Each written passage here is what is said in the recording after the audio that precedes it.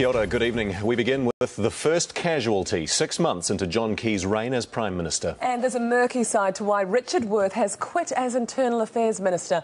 Political editor Guyon Espiner has new information on what led to the sudden resignation and filed this report. Richard Worth's not at home.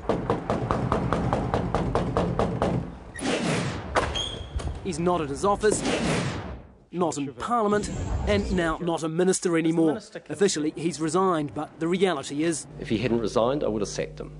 Information grudgingly imparted by an angry Prime Minister. It's a criminal matter.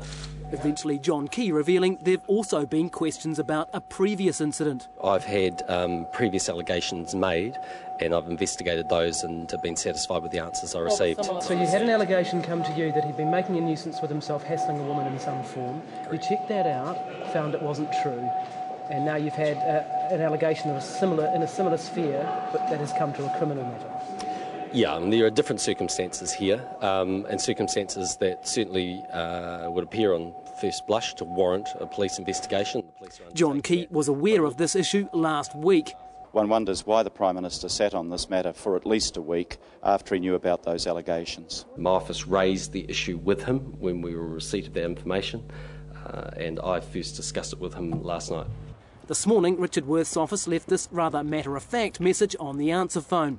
Hello, if you are ringing in relation to Richard Worth, he is no longer a minister and we cannot assist with any media inquiries. A terse statement from the police too, only saying they're investigating an allegation about a sitting Member of Parliament. Irrelevant of what may occur, I no longer have confidence in him. I just no longer have confidence in him for a number of reasons. So can Richard Worth stay on as an MP? Maybe. In the fullness of time, he's not appropriate for being a Member of Parliament. But that is not something I can adjudicate on at this time. Labor says answers are needed now. When you're in public office, you can't hide behind secrecy and non-disclosure of reasons for your resignation. Right now, though, that's exactly what the government seems to be doing.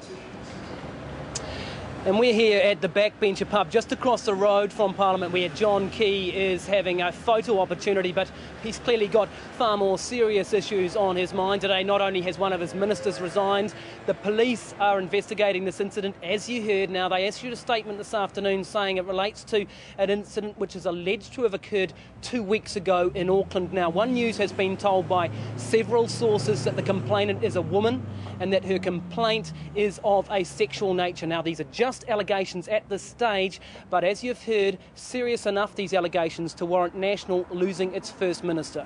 And Guyon, what happens to Richard Worth's portfolios now?